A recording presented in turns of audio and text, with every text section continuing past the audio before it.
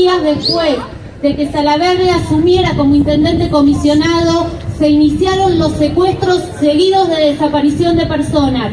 Antes, desde el mismo día del golpe, ya se habían producido secuestros, pero con desaparición total de nuestros compañeros y compañeras empezaron el 4 de junio.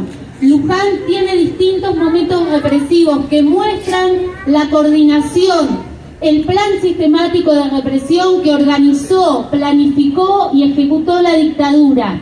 Entre el 4 de junio de 1976 y los primeros días de julio de 1976 fueron secuestrados y desaparecidos Omar Santiago Sina, Oscar Alcides Peralta, Rubén Raúl Maggio, Dardo Sebastián Dorronsoro, Graciela Esther Ramuspe, Raúl Esteban Aguirre, Jorge Leonardo Elischer, Julio Navarro y en agosto otro militante de la Juventud Guevarista, Alcides Carlos Ramírez. El 9 de julio de 1976 fue secuestrado y desaparecido en su casa Enrique Guerrero, un vecino que tenía un bar, un lugar de encuentro que colaboraba con las juventudes políticas del barrio del Quinto, tanto la JP como la Juventud Guevarista. También el 8 de julio de 1976 fue secuestrada en la ciudad de General Rodríguez, pero había iniciado su militancia aquí en Luján, Irma Noemí Tardivo. Y el 10 de julio, militantes del Partido Socialista de los Trabajadores que habían buscado refugio en la ciudad de Paso de los Libres fueron secuestrados en esa ciudad. Fueron Vicente Omar Pascarelli, Arnaldo Harold Bufa e Hilda Vergara. Entre fines de agosto y fines del mes de septiembre fueron secuestrados y desaparecidos militantes de la Juventud Peronista y de la Juventud Trabajadora Peronista de Montoneros, y fueron Carlos Alberto Fernández, Ricardo Luis Palazzo, Pedro Núñez, Juan Carlos Barroso, Carlos Durán, José Alfonso Orellana. En mayo de 1977, militantes que estaban con una imprenta clandestina del Partido Revolucionario de los Trabajadores en Cortines sufrieron un violento allanamiento y 3 de ellos fueron desaparecidos: Georgina Zimmerman, Raquel Mena y Pablo Fingerú. También otras personas de Luján, otras ciudadanas de nuestra ciudad que militaban en la capital federal, fueron desaparecidas. El 14 de mayo de 1976 fue desaparecida Mónica Miñones y el 6 de abril de 1977 Rosa María Cano.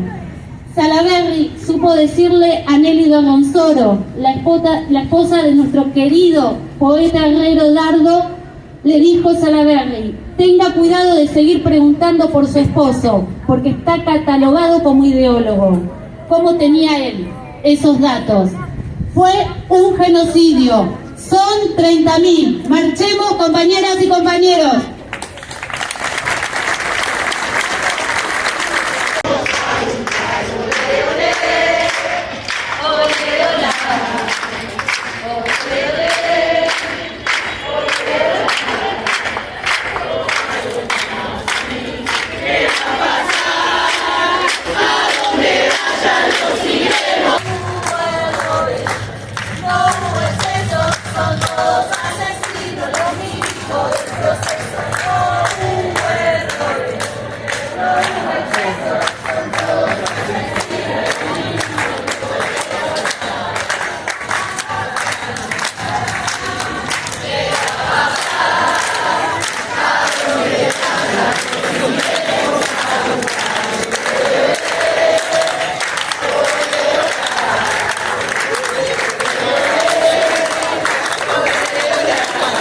Ha sido escenario de la desaparición de varios de sus estudiantes y un docente durante la última dictadura cívico-militar. Carlos Fernández, profesor de cerámica, y las y los estudiantes Graciela Ramuspe, Ricardo Palazzo, Hilda Vergara y Raúl Aguirre. En esa institución educativa podemos visitar un mural escultórico que les conmemora y un patio de la memoria con el nombre de Carlito Fernández. Las madres usaron el pañuelo por primera vez en el marco de la tercera peregrinación juvenil a pie a Luján que organiza la Iglesia Católica desde 1975. En 1977 eran prácticamente inexistentes las movilizaciones masivas. Por lo tanto, las madres interpretaron la peregrinación como una oportunidad para visibilizar el reclamo por sus hijas e hijos detenidos desaparecidos. Después de pensar diferentes opciones, decidieron usar un pañal de sus hijos a modo de pañuelo sobre sus cabezas, para identificarse y distinguirse entre los peregrinos. Las que ya no tenían un pañal usaron un pañuelo blanco.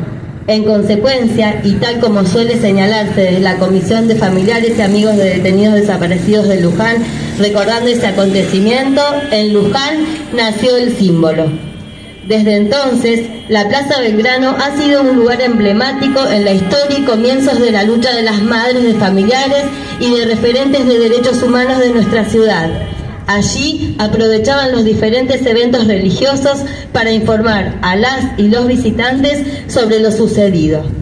Una acción pionera y de relevancia fue la campaña de 1985, en el año de la juventud, Dele una mano a los desaparecidos, en la cual se invitaba a las personas a dibujar el contorno de su mano en una hoja para sumarla a una muestra realizada posteriormente en las calles de Cava y Plaza de Mayo.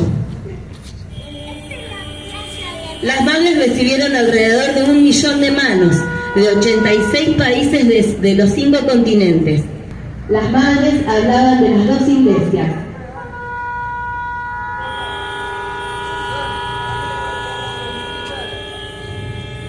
La iglesia partícipe y cómplice de los y la iglesia con el pueblo, en la que también tuvo sus víctimas, tales como los padres palatinos. Decisión democráticas fueron el teatro municipal, la sede local y Foetra y el predio que en 1988 pasaría a ser la plazoleta de los derechos humanos.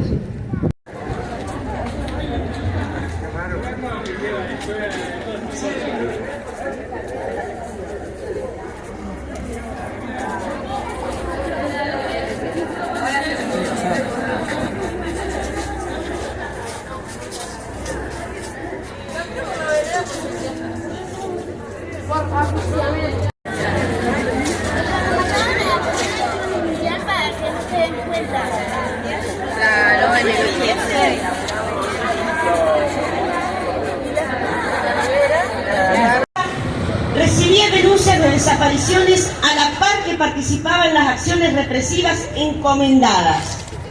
Por ejemplo, en esta comisaría que vemos acá atrás, se realizó la identificación de Palito Palazzo, una vez secuestrado en Capital Federal el 16 del 9 del 76.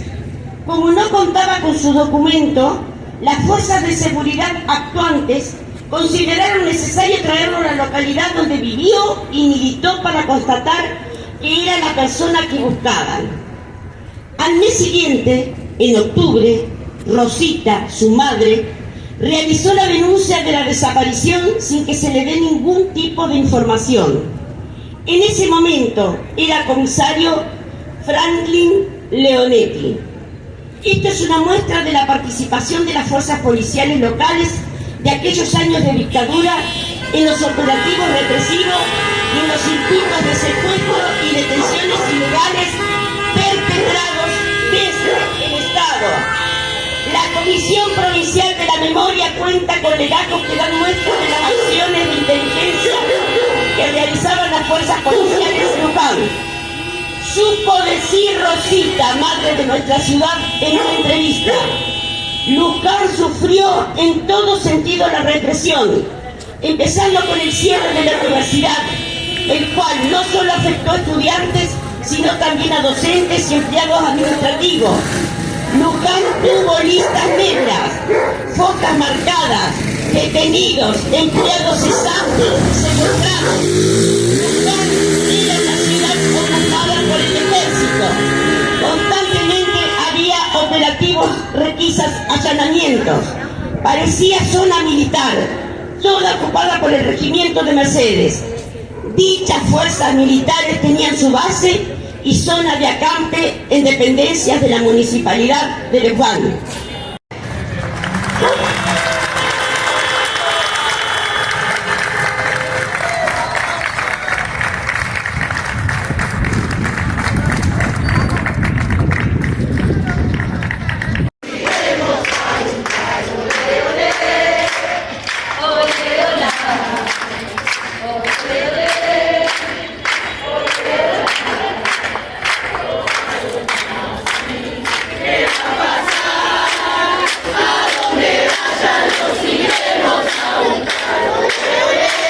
Había dejado su sello con una escritura en una de las paredes de entrada al correo.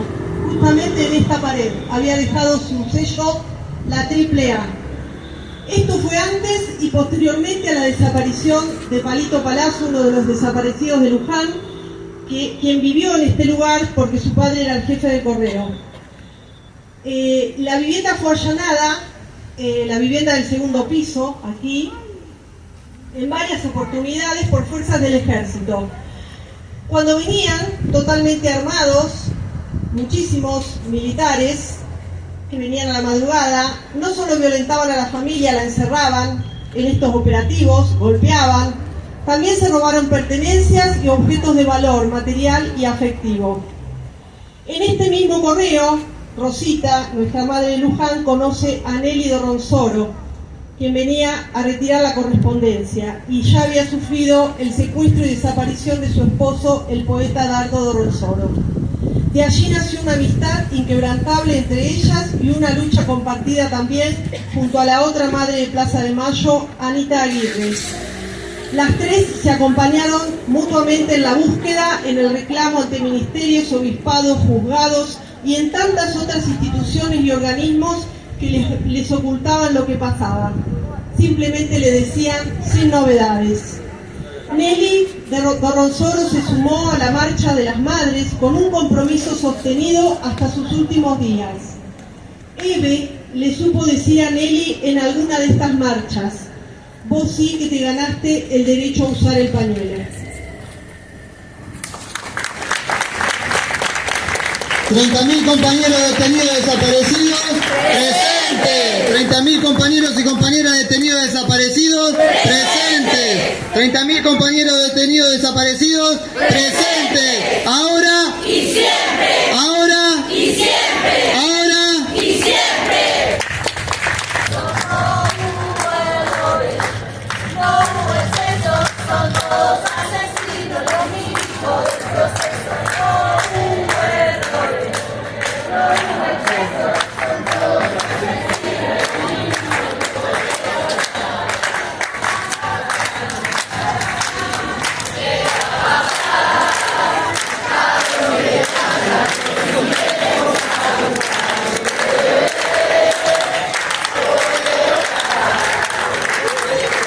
¿A dónde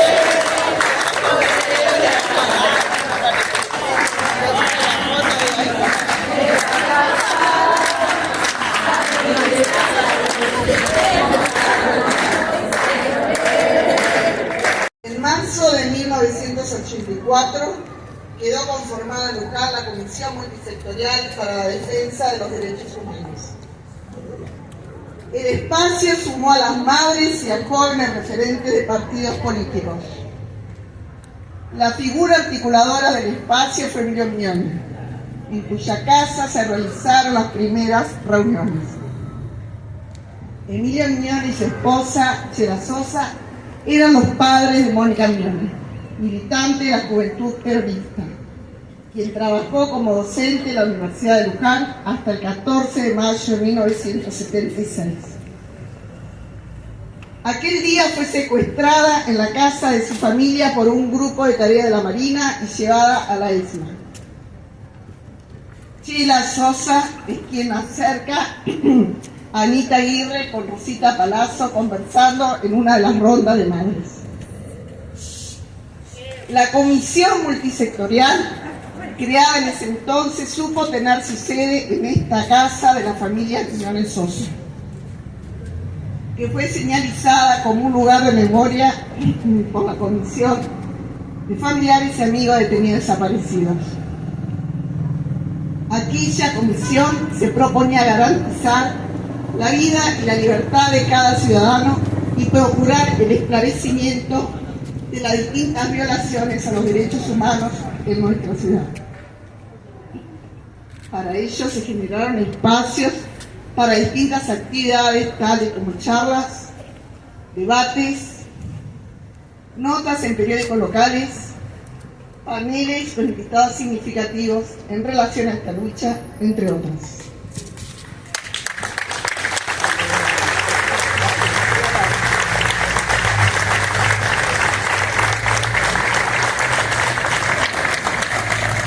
¡30.000 compañeras y